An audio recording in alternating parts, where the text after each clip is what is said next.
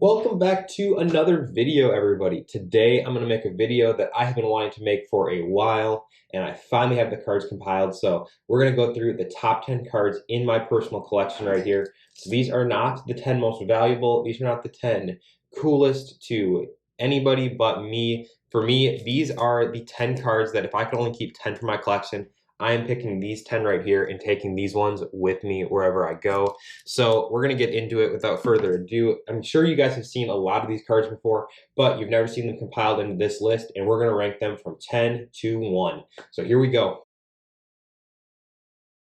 Starting off, we have card number 10 on the list, and this one is one that I may not have 2 weeks from now. This is the 1953 Topps Jackie Robinson right here. And this one will be going with me to Chicago to the National, and I'll be looking to make an upgrade on this one. For now, this card sits at the number 10 spot. I just love the kind of just the visuals of this. You have kind of the top of Ebbets Field in the back, really cool picture. One of my favorite portraits of Jackie. It's just insane that somebody painted this and then they made it into a card.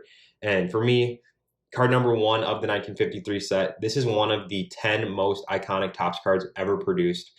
That's just my personal opinion. If you have a problem with it, let me know in the comments. But this one for me is one of my all-time favorites. So that one will sit at the 10 spot for now. And, maybe I can upgrade it to a better one, a PSA 2 or something like that. And maybe it jumps up a spot just off the visual eye appeal of it. But for me right now, this card is going to sit at the number 10 spot. Going into the number 9 spot right here is none other than the future of the NBA. This one is a 2020 Obsidian. This is card number 152. I think it's Anthony Edwards' best rookie card. Right here, Ant-Man, Anthony Edwards. How about that rookie? In this one, you may notice that there's a little blue ink on it. What's so special about this one is I was able to get this one signed at a paid signing in, I think it was his 3rd year in the league in 2022, I want to say. It was February 2022. And I was very fortunate to get this one signed. He hit it with a beautiful full autograph in the paint pen. And this one was like a PSA 7 or PSA 8 that I bought online, and I cracked it. So I just decided just to grade this one authentic. And this one hit with the autograph 9 grade. Beautiful card. Just love the emotion shown from Anthony Edwards after a poster dunk. Moving on to the number 8 spot, we have a very special card to me. One that I had been looking for almost a decade, and I finally tracked it down last summer. I was able to pick this one up. This is a 2016 Panini Immaculate Collection. This is numbered out of 22. It is an Andrew Wiggins jersey patch that features part of the Flip Saunders patch. Now, if you don't know, Flip Saunders was a legendary Minnesota Timberwolves coach, coached them in the late 90s, early 2000s, came back in 2014 and was able to coach Wiggins and Levine his rookie year, drafted Karl Anthony Towns, had the vision, and unfortunately he passed away. But the Timberwolves wore a patch to commemorate that in 2015. So that is really cool to me to have this card, and I'm so happy to have this. I would love to own a one that has a little bit of a bigger patch someday. So there's room for improvement on this one, but for now, this is the number 8 card on my list, and I don't think I could part with this one unless I had a better patch. I've been offered $300 for this card, and I turned it down. I think I paid like 60, 70 bucks for this card, but I really would not sell this one. If there's, let's just say there's a lot of cards that I would sell before I even considered moving that one. But as that is number 8. And now we will move on to number 7. Next up on the list, another in-person autograph card. As you'll probably assume, there's going to be a lot of those in this video, but this one is pretty special to me. This is an Allen Ginter from 2019. 2019 Allen Ginter had some of the best pop culture names in it. It had Post Malone. It had Gary Vaynerchuk. For me personally, those are 2 of my favorite Allen Ginters of all time. I have both of the copies signed, but for this video, card number 7 on this list is going to be the 2019 Allen Ginter card number 155. That is the, let's see if we can get some better light on this, but that is the Gary Vaynerchuk card. And this one I was able to get signed at VCon 2021 in Minneapolis, Minnesota. He was very nice, took some time to sign a couple cards for me, and this one has just been in my collection forever. I absolutely love this card, and I don't think there's anything that I would sell this for. You could offer me, I mean, yeah, probably if you offer me like $1,000, I'd take it, but like, I don't think you could really pry this card out of my hands if you had to. This is another one of those ones that I just absolutely love and want to own forever. And with the National coming up in just about 2 weeks, I'm very excited to hopefully be getting a couple more cards signed by Gary and get some of the V-Friends cards. I've got some of my favorite characters pulled, and I'm really excited to try to get those ones signed at the show. So stay tuned for that. That'll be really interesting to see if that happens. But now on to number 6. The number 6 spot leads us down the baseball path again.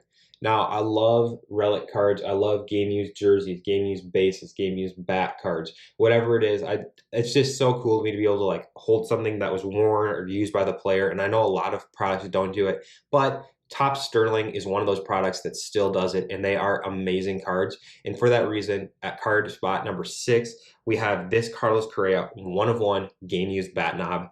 And this one is another one that I'm sure you've seen this on my Instagram. I'm sure you've seen this on my YouTube before. But this one right here, I was actually able to get signed at Twins Fest. We'll pop the clip in right here. Oh, yes.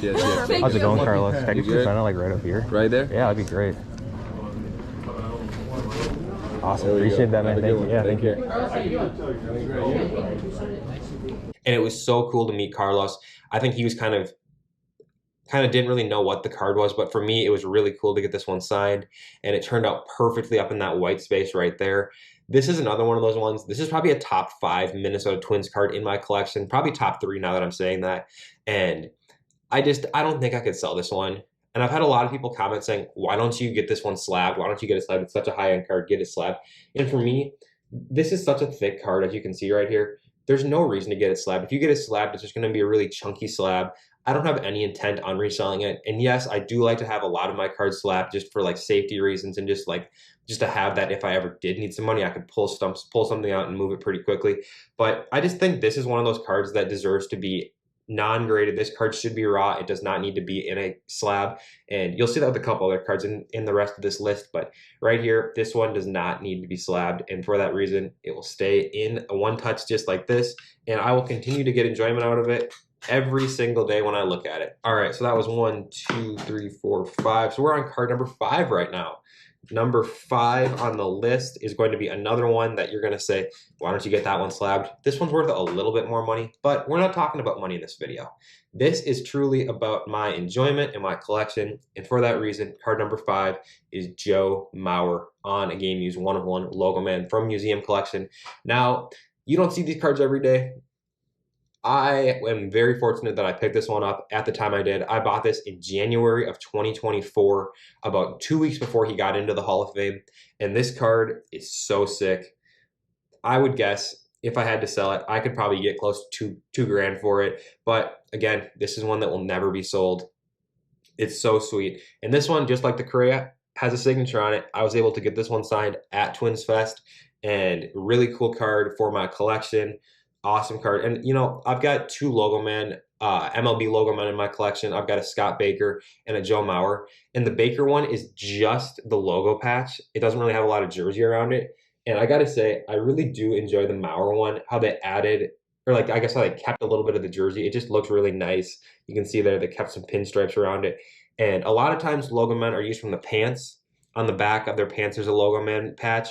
But this one, based on the jersey cut, I really do think this is from a jersey. So that's pretty cool knowing that this is from a white pinstripe Twins jersey. That is card number 5 on the top 10 cards in my PC list, though. And this one, just absolutely love it. So cool. Going to be in the collection forever, like I said with a lot of these. All right, we are on to number 4 now. And this one is a very special one to me, just like all of these are. This is a Kaboom. And this is not just any Kaboom. This is a Kaboom of my favorite basketball player of all time, Karl Anthony Towns. Getting some bad glare right now, so there will be some scans popped up on the screen here. I don't know where, but in editing we'll do that.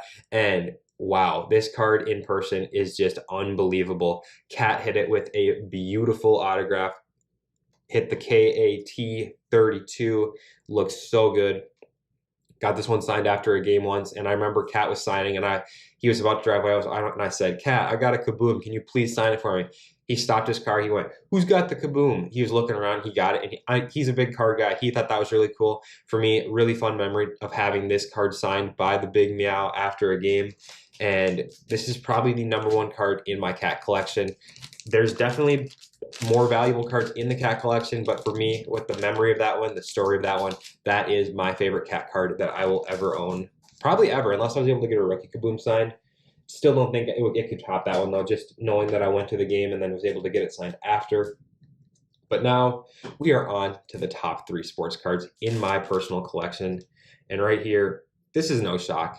I think everybody knew this one was going to be in this. This is my greatest basketball player of all time. Other than LeBron, the greatest basketball player I've ever witnessed. He has changed the game the most, I think, ever since Magic Johnson, possibly ever. And right here, Steph Curry on a 2009 Topps. And now you'll notice this one's also signed. This one was signed during the 2022 season when Steph and the Warriors made that run to the playoffs. They made the run in the playoffs, and then they won the finals against the Boston Celtics. So for me, it's really cool to have this card, knowing that I got this signed in a championship year. Not much to say about this card, just an iconic card from 2009. Everybody kind of knows about it by now. I've talked about this specific card a lot on my page, so I won't get too deep into this one, but one of my most prized possessions that I own is this one right here. We'll always own this one, and I'm very fortunate to own that card.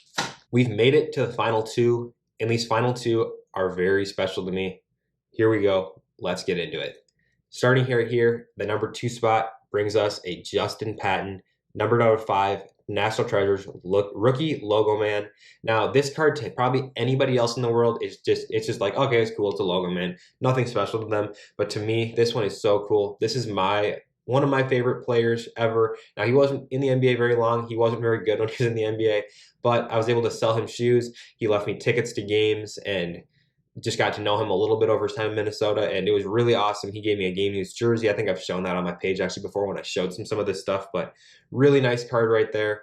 Creighton Blue Jays legend, Minnesota Timberwolves legend, and right here, that card is going to be in my collection forever. If I ever have a chance to run into Justin again, if he's ever back in Minnesota, if I'm ever in a city he's in and I'm able to get in contact with him, I would love to get this one signed. Now, that's a pretty hot take. I don't think a lot of people would want to get that card signed, but for me, I would love to get this card signed. I think it would be so cool to have a Justin Patton 1 of 1 or a number out of 5 rookie logo man signed.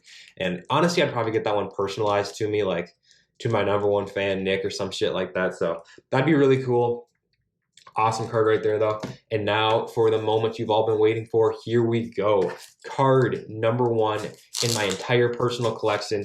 My favorite card. Let's pop it out of the sleeve here. Here we go. All right, my favorite card in my entire collection. If I could only keep one card, it is going to be this one right here.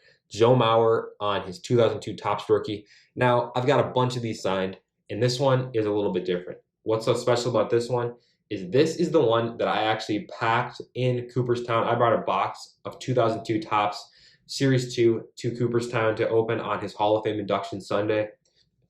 I opened it up, and on the second to last pack, this one came out of it right here.